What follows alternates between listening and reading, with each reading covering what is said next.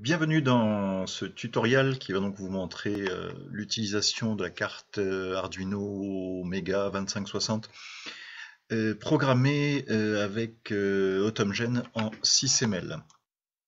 Je vais donc brancher la carte sur mon PC. Voilà, donc il se peut que le driver ne s'installe pas automatiquement. Donc les prérequis vont être effectivement d'avoir installé le logiciel Arduino et AutomGen sur le PC. Pour installer le driver de la carte Arduino, le driver de communication, simplement ouvrir le gestionnaire de périphériques de Windows, demander la mise à jour du pilote, rechercher un pilote sur mon ordinateur, et indiquer le sous-répertoire driver du répertoire d'installation du logiciel Arduino. Voilà, au bout de quelques instants, donc le driver est trouvé. Je demande son installation. Donc l'installation se déroule. À la fin de l'installation, on va aller voir dans le gestionnaire de périphériques de Windows le numéro de port associé à la carte Arduino, en l'occurrence COM3. On peut également faire un essai avec le logiciel Arduino pour s'assurer que tout fonctionne correctement. Donc je suis en train de lancer le logiciel Arduino. Voici.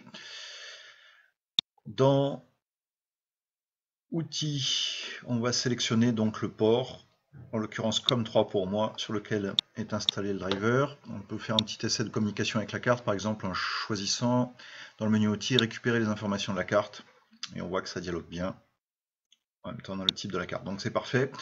On peut s'intéresser à la partie AutomGen. Donc la dernière version d'AutomGen, actuellement 8.119. Voilà. Je vais pouvoir directement aller chercher un exemple pour la carte Arduino. Donc dans le répertoire d'installation d'AutomGen, donc par défaut C2.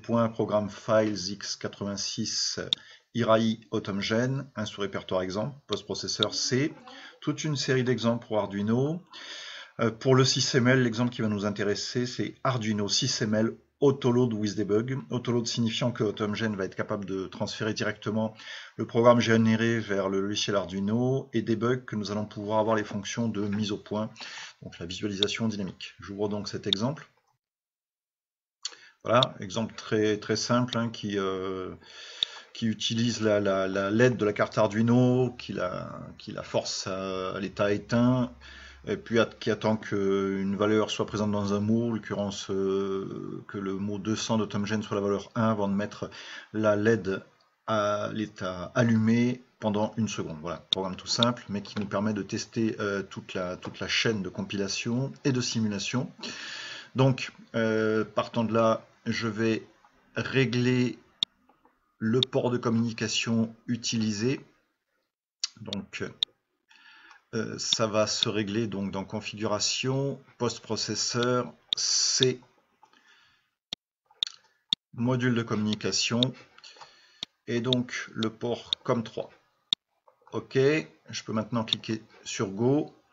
L'option doit être seulement connectée. Voilà.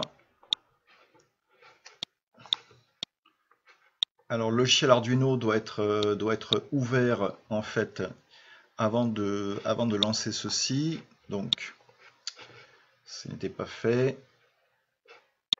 Je recommence donc, j'ouvre le logiciel Arduino, je lance la compilation.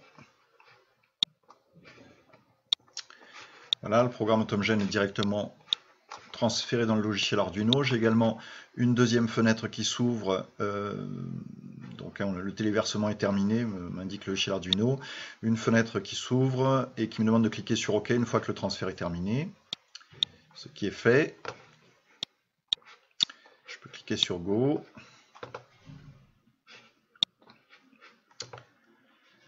Voilà, maintenant on a une connexion à la carte qui est réalisée et j'ai la visualisation dynamique sur mon diagramme 6ml. Donc je peux par exemple venir modifier la valeur du mot 200, mettre la valeur 1. Voilà, j'ai bien évolution du programme. La tempo qui décompte. Alors bien sûr ça boucle parce que le mot est toujours à 1. Je vais le refaire passer à 0. Voilà, donc là je suis vraiment en communication avec la carte Arduino, le programme s'exécute sur la carte Arduino. Voici donc la fin de ce tutoriel qui montre les manipulations minimum pour exploiter du 6ML sur cette carte Arduino.